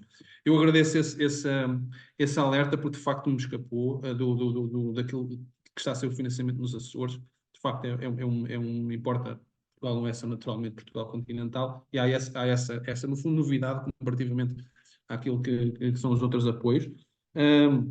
Muitas questões, procurando responder mais objetivamente possível. Relativamente agradeço imensamente essas sugestões de pesquisa, porque, como eu fui dizendo, quer dizer, quem está na parte da ciência, vamos fazer uma pergunta, chegamos a dados, esses dados suscitam, no fundo, isto não para porque as perguntas vão surgindo. E é natural que procurando a academia em Portugal sobre os médias de jornalismo, sendo regionais ou de âmbito nacional, tendo ao longo dos anos trazido alguns importantes contributos, que esses contributos suscitem outras questões que foram aquelas que o Paulo aqui colocou. Fazem todo sentido e que eu agradeço. A questão de falar com os editores, acho que faz todo sentido, diversificar, no fundo, o público. Da parte do consumo de notícias por adultos, eu diria que na parte da área do consumo, não me colocando de parte a possibilidade de poder trabalhar nesse campo, eu diria que os próprios promotores do projeto e membros da equipa que se encontram, eu vejo aqui várias pessoas que trabalham e já trabalham há muitos anos no campo das audiências, e naturalmente uma sugestão a ter em conta. Embora já vão havendo um ou outro estudo, mas agradeço também esta sugestão. Relativamente à questão à primeira questão, O próprio Deserto de Notícias, nós no estudo verificámos fomos confrontados com esse problema. O subsetor dos médias, e no caso dos médias regionais, que nos deu mais trabalho foi o das rádios locais, precisamente porque chegámos foi o que deu mais trabalho, consumiu mais tempo, implicou uma pessoa, neste caso, a Luísa, passou horas a ouvir rádios locais, para tentar perceber se tinham blocos informativos, fez contactos para tentar perceber se eram jornalistas, chegou a ser maltratado ao telefone porque pensavam que nós pensávamos que era um órgão fiscalizador, nós não somos um órgão fiscalizador, estamos a fazer um estudo, e obviamente, devidamente sempre identificado, de onde é que vimos, quem somos, o que é que estamos a fazer, sendo muito, muito, muito claros nesse aspecto, e garantindo a anonimização dessa informação, para que as pessoas possam livremente contribuir, porque a ciência também só existe na medida em que as pessoas que possam contribuir disponibilizam responder a um inquérito, disponibilizam uma entrevista, um grupo de discussão. De facto, as rádios foram o que deu mais trabalho neste estudo. Sim, nós temos a intenção de ir mais a fundo. A propósito da sugestão que o Paulo estava a dar, se não seria interessante também olhar para os territórios que não são desertos e como é que é o consumo lá. Completamente de acordo, nós já estamos de certa forma a fazer isso. Não conseguimos fazer, porque conseguimos nos multiplicar a fazer isso a nível nacional, mas eu posso avançar que está neste momento a decorrer uma dissertação de mestrado e uma tese de doutoramento, das quais eu sou orientador aqui na UBI, que estão a fazer exatamente isso. No caso do mestrado, vai ser feito aqui na zona do interior, um concelho que está no deserto e outro que não está, e perceber se efetivamente o ir a fundo é isso. Consumos mediáticos naqueles dois territórios. Será que há diferenças? Poderá não haver. Se não formos lá ver, não sabemos. Portanto, será um olhar mais de caso. No caso do doutoramento, obviamente, serão mais territórios, não será o país todo, mas a ideia é em diferentes zonas do país, umas com mais problemas de deserto de notícias, outras mais ou menos e outras menos, fazer sempre essa comparação entre onde não existem meios e imediatamente na vizinhança aqueles que têm, e perceber como é que é o comportamento das pessoas do ponto de vista de consumo mediático, se difere ou não. Porque, lá está, nós voltamos a dizer, este é um primeiro contributo, é um mapeamento, não é, fazemos questão sempre de ressalvar isso, o que é que não é, não estamos a dizer que naqueles territórios que manteiga está invisível, ou outros territórios que são identificados como desertos estão invisíveis à cultura jornalística, não podemos dizer, que seria mentira. O que importa, o desejável, qual é que seria um ponto, digamos que desejável, de uma fase seguinte deste estudo? E sim, queria tempo e muito mais pessoas, para ir efetivamente conselho a conselho, a meio, perceber que efetivamente que se tem jornalistas, se aquilo que publica são efetivamente notícias, ou seja, implicaria ali uma análise de conteúdo, implicaria também perceber, ou seja, no plano do ideal, conseguir fazer este escrutínio esta análise mais a fundo. Ainda não chegámos lá, pode ser que um dia cheguemos, mas estamos a ir passo a passo, posso adiantar, e com isto termino esta parte da resposta.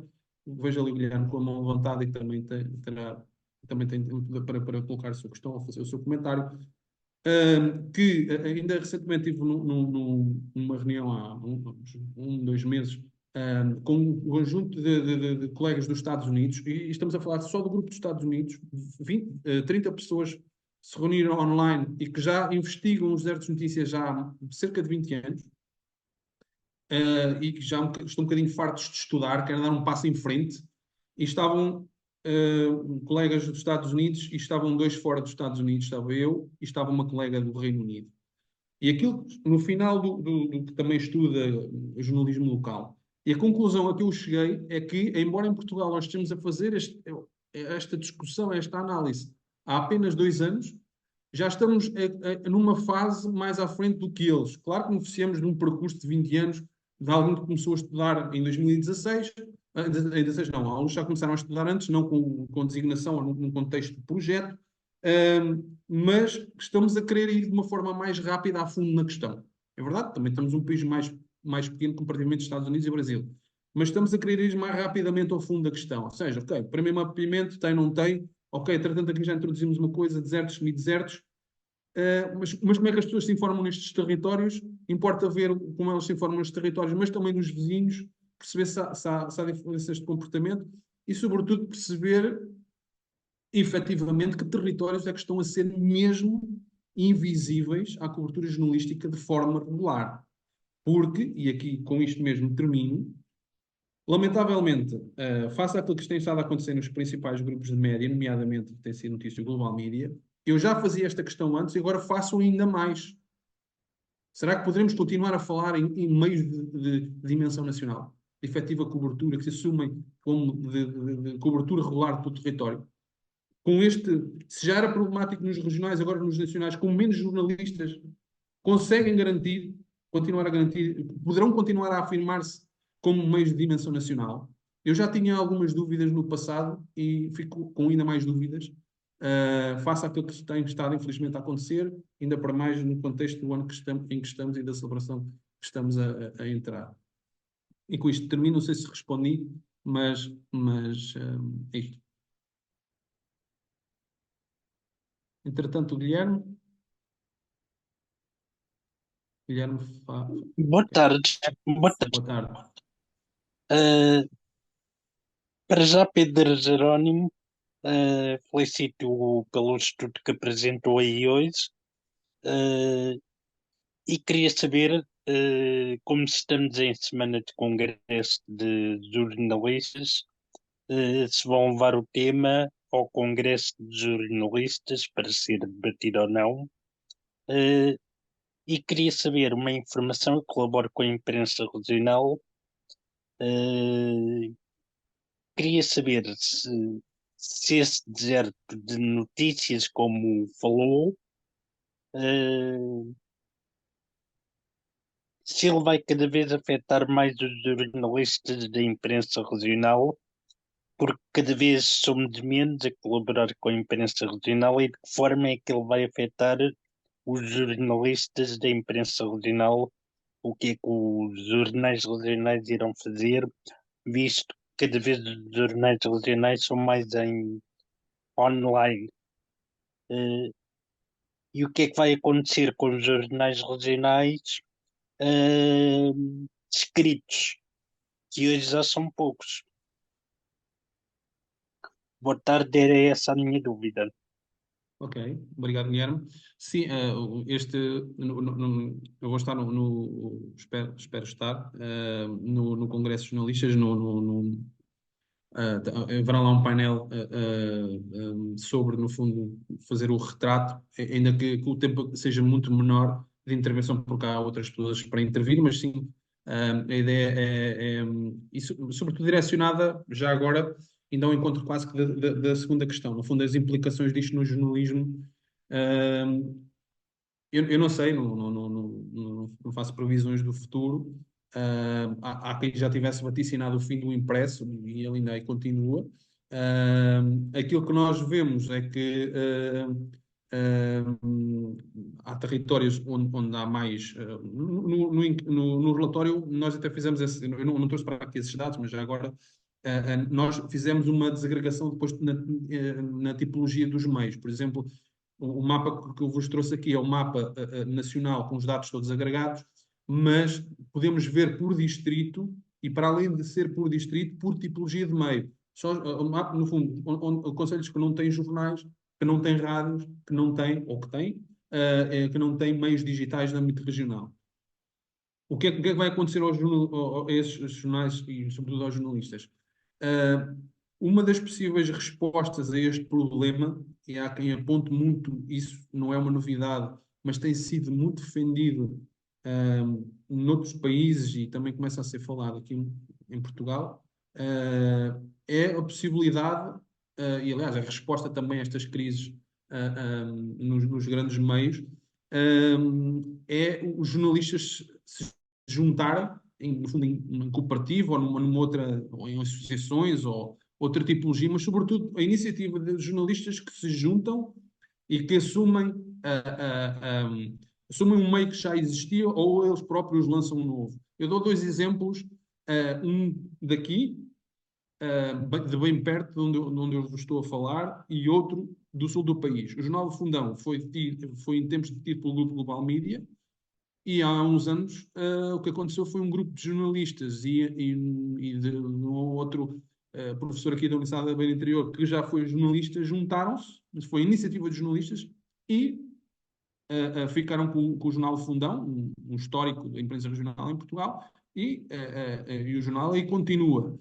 No sul do país, Sul Informação, um meio exclusivamente digital, de um grupo de jornalistas que se demitiu, uma redação que se demitiu do Barlavento, na altura, um semanário impresso, e resolveram fundar um jornal digital que já está aí há mais de 10 anos e que continua a dar cartas na informação do sul do país. Só para ilustrar estes dois exemplos, ou podia dar outro. Estive agora por estes dias com a diretora do Médio Tejo, Patrícia Fonseca, que foi uma grande repórter da Visão, que decidiu sair da Visão, do meio nacional, e apostar num projeto de âmbito regional, exclusivamente digital. Ou seja, há aqui alguns sinais de que os jornalistas se podem juntar, pode ser um caminho, juntarem-se e, neste caso, assumirem um meio já existente ou lançarem um novo. Também em Portugal, eu acho que uma das coisas que poderá ser feita sensibilizar o próximo governo para que siga aquilo que a Comissão Europeia está a fazer.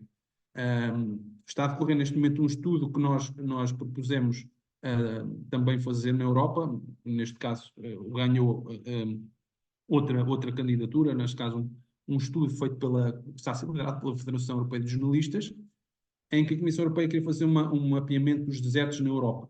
Mas mais do que fazer o mapeamento, queria fazer uma primeira fase o mapeamento, identificar onde é que existem e depois, numa segunda fase, financiar até 26 ou 27 iniciativas que procurassem responder a esses problemas identificados como centros de desertos de notícias. Eu acho que, se calhar, um dos caminhos poderá ser esse, haver algum nível de financiamento que suscite, que mobilize os meios nacionais, os já existentes, por exemplo, ao perceberem que não têm capacidade de garantir alguém que esteja como correspondente a um determinado conselho, mas que o meio existente puder alargar o seu raio de ação ou intensificar a sua cobertura numa zona que se calhar é notícia esporadicamente, haver um apoio. Aliás, as associações têm defendido isto, um incentivo à contratação. Um incentivo à contratação já fazia sentido, pode ser reforçado por esta questão da problemática do deserto de notícias. Vamos lá ver. O estudo lá da malta da UBI identificou aqui. Vamos lá ver se efetivamente existe lá um problema. Vamos a fundo na questão. Ok, se existe, vamos sei lá, prover um incentivo à contratação, reforçar redações com um objetivo, com a obrigação de garantirem a cobertura daquele território que está a ser invisível. Daquele território, às vezes, até dentro do mesmo território que pode estar a ser atendido por um meio, não estar a ser completamente atendida. Estava a falar há pouco de uma mensagem de Lisboa, foi o primeiro meio em Portugal a receber o financiamento deste projeto que eu estava a falar, que está a ser liderado pela Federação Europeia de Jornalistas. E o que é que eles fizeram? Eles foram para Chelas e foram para outro bairro, agora não me recordo. Porquê? Porque aquela comunidade estava, de certa forma, invisibilizada do ponto de vista jornalístico. E eles, como são um meio local, arranjaram maneira, por via deste financiamento, de ir lá fazer uma cobertura, de estar lá com aquelas pessoas, juntá-las, sentarem-se à mesma mesa e procurarem, ou seja, voltamos a um ponto, colaboração com o público, envolver o público, não ser um passivo mero consumidor, mas também participar do processo. Então, estamos a trabalhar em torno de informar aquela comunidade, aquele grupo de pessoas, aquele território e fazer parte desse processo. Eu acho que uma das vias pode ser a contratação dos jornalistas, reforço. Este tipo de mecanismos é uma possibilidade. Uma possibilidade, uma hipótese, que poderia ser, por exemplo, já que está aqui um presidente de uma associação, é uma ideia, aliás, com isto termino, um dos objetivos, digamos que no final do Media Trust, estamos a estudar para quê? Andamos aqui a investigar isto para quê? Nós somos assumidamente um projeto de investigação-ação. A ideia é estudar para depois pegar nestes dados que possam ajudar as associações, que possam ajudar o Poder Legislativo a tomar decisões definir políticas públicas. E uma das coisas que está no nosso caderno de encargos que nos propusemos fazer é exatamente isso, é juntar toda esta investigação, plasmá-la num documento, como já fizemos no outro projeto anterior, mandar para os grupos parlamentares, mandar para o ministro, enviar para quem tem que decidir, tem que definir políticas públicas neste país. Olha, os dados são estes.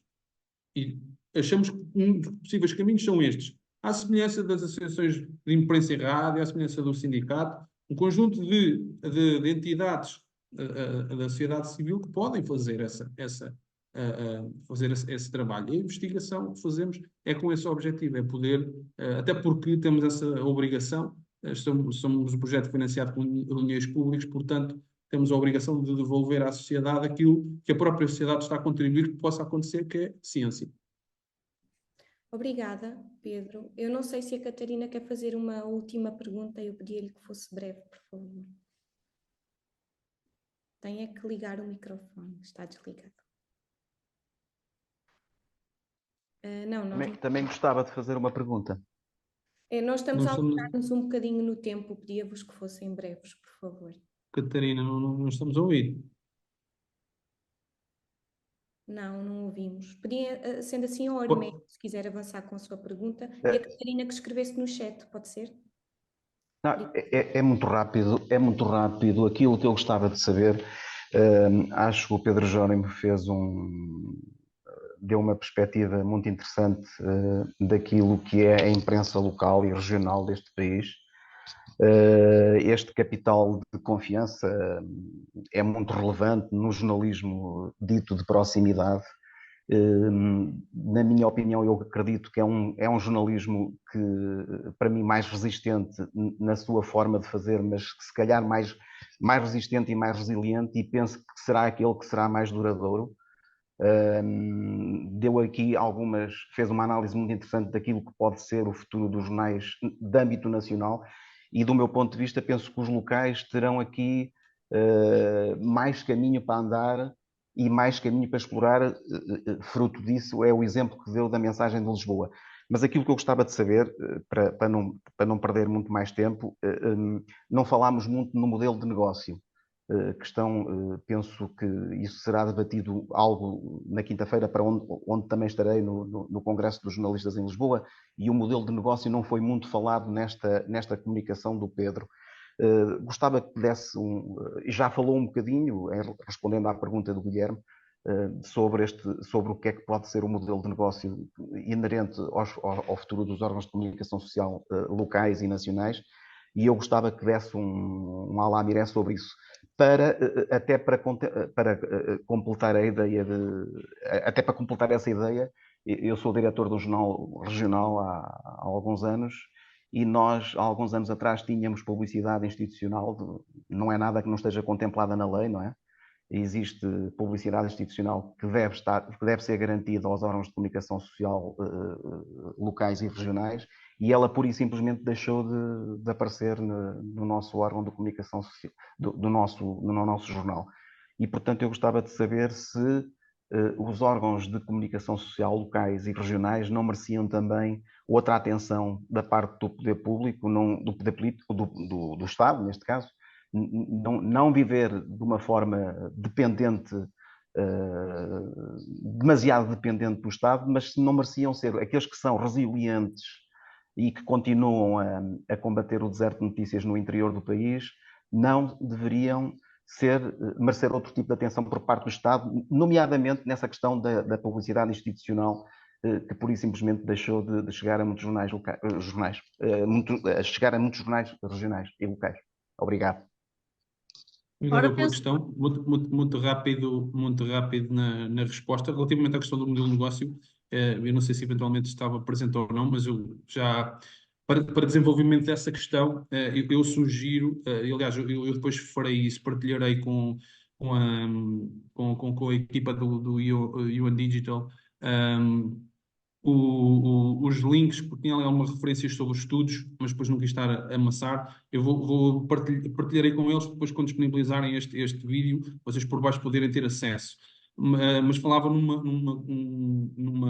elemento importante, em que essa questão é debruçada especificamente no contexto dos meios regionais, a questão do negócio, e temos um contributo muito recente, que é a tese de doutoramento do Giovanni, que é jornalismo de proximidade em rede. Se quiser procurar, já basta escrever assim no Google, que vai dar ao repositório aqui da UBI, em que ele explora isso, fala nos diferentes modelos de negócio, do paywall, dos diferentes premium.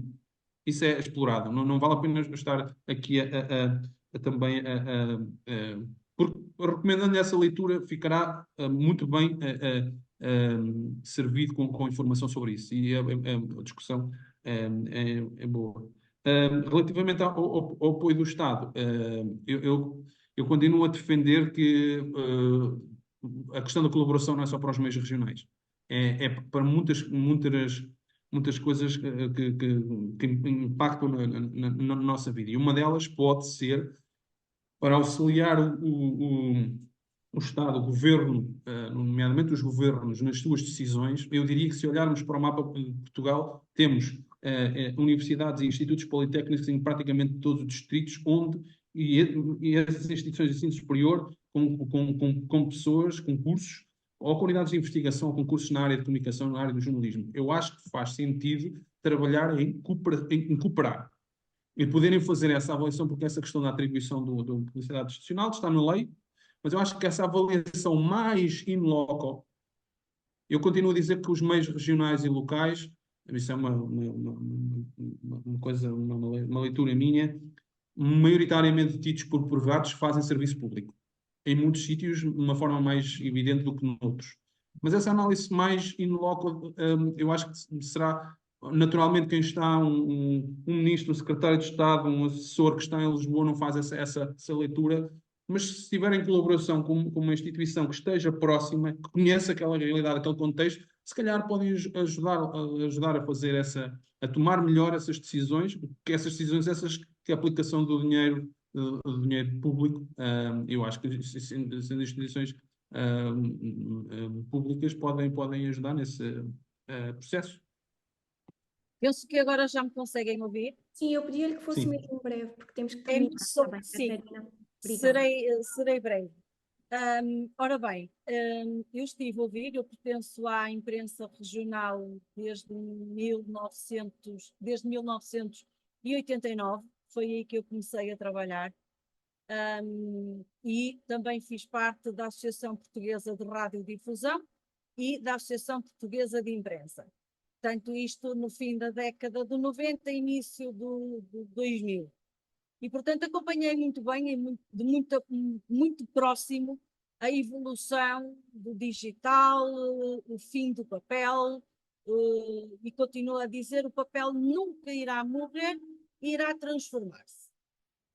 E gostei muito do estudo, dos vários estudos e caminhos que apresentou, e eu fiz na altura, no início dos anos 2000, portanto estamos a falar de 2003, 2004, fiz um MBA em Marketing e Gestão das Empresas de Comunicação e, na altura, na minha monografia, foi-me proposto um trabalho que era precisamente as redações multimédia.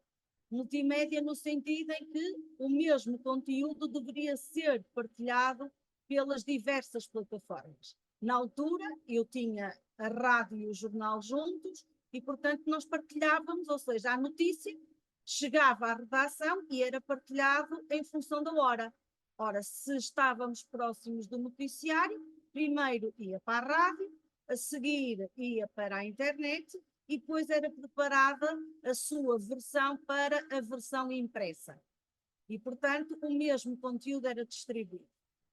Claro que isto não foi simpático para a equipa de jornalistas, porque achavam que isto tinha que ser partilhado e tatatá, mas com bom senso as coisas chegaram a um bom ponto. Gostei do estudo que apresentou e desta nossa conversa da desinformação. Eu acho que a desinformação entra-nos todos os dias pela nossa casa através da caixinha mágica. Desculpe, ela Catarina, começa aí. se puder avançar para a pergunta. Ela entra por aí. Eu acho que a questão que colocou da imprensa regional ou melhor dizendo, da imprensa de proximidade, a questão está em que não tem a ver com jornalistas. Jornalistas há. Eu recebo todos os dias carradas de e-mails a pedirem estágios e emprego de jornalistas. Porque as faculdades depositam no mercado de trabalho todos os anos centenas de jornalistas. O nosso problema está na capacidade que nós temos que ter de gestão e é fazer jornalismo tal como omeletes sem ovos. Não há. O mercado não responde. O mercado de proximidade não tem capacidade para sustentar imprensas de proximidade. E se num concelho não há, se calhar há concelhos que em 3 quilómetros há 4 ou 5. E temos 4 ou 5 meios de comunicação de proximidade a disputar o mesmo mercado. Depois o colega arménio falou da imprensa institucional. Onde é que ela está? Nós olhamos para as televisões e aquilo que nós vemos são quilos de minutos de publicidade institucional. Onde é que nós ficamos? Isso é que eu gostava de ver discutido. É onde, como, porquê? Até que ponto é que nós, que estamos nestes webinars, que nos dedicamos a estar uma tarde a discutir estes assuntos, o que é que nós podemos fazer para exigir que se cumpra a lei? Porque é uma questão de fazer cumprir a lei, meus senhores. Obrigada. É tão Obrigada, simples. Catarina. Pedro, se puder, por favor, responder de forma Sim, breve. eu recentemente, a propósito dessa questão de obrigar o Estado a não ser um mau exemplo, resumidamente é um pouco isso. Eu recentemente comentava com alguém, até penso que foi aqui na Covilhã, que foi onde foi o último Dia Nacional da Imprensa, que se calhar uma coisa que a forma de se fazer cumprir a lei, no caso, seria a pressão legítima é um caminho. E um dos caminhos que, por exemplo, a imprensa poderia fazer é começar a publicitar, a usar o espaço de publicidade que tem nos seus jornais para dizer, e que era um dos problemas, que também não falámos nele, mas também não era aqui, isto é uma questão específica da imprensa, que é a degradação dos serviços do serviço postal. Que era publicar, fizemos isto, questionámos o operador, ele não deu resposta, ou, no fundo, fazer aquilo que já fazem, denunciando muitas vezes ou em editorial ou em notícia, mas em formato publicitário. No fundo, recordo-me há uns anos, a imprensa, na época era o jornalista, num jornal regional, de todos os jornais, ou grande parte deles, meter na primeira página uma barra a negro, a imprensa está em luto por não sei o quê. Era uma coisa neste sentido. Porque o Estado não estava a cumprir uma forma de pressionar. Mas aquilo que eu sei, que acompanho, as associações têm tentado a fazer esse papel. Acho que se calhar é os outros cidadãos que não ligados ao setor dos meios, ou sejam jornalistas, se calhar a juntarem a sua voz e vão enviar e-mails para os futuros deputados e grupos parlamentares que têm a obrigação de fiscalizar, de escrutinar o exercício da ação do próximo governo. É uma hipótese. Muito obrigada, Pedro. Eu aproveito para concluir, estendo os agradecimentos ao resto da plateia. Parece-me que tivemos aqui 2 horas de um exercício que é caro, mas que é indispensável ao jornalismo, que é o exercício de pensar. Posto isto, convido-vos a assistir aos webinários, ao ciclo de webinários que temos promovido, um deles com a investigadora Inês Amaral, que já partilhámos o link. Nós teremos outros em breve a agendar. Convidamos-vos a subscrever também a nossa newsletter e a estar atentos e atentas ao nosso site para que possam conhecer as datas e os temas e próximos oradores, convidados e convidadas. Resto de uma boa semana, que agora se inicia, e depois nós enviaremos um e-mail com o link para a gravação e também para os relatórios e documentos que o Pedro referiu durante o webinar. Obrigada a todos e até à próxima. Espero ver-vos no próximo webinar do UN Digital.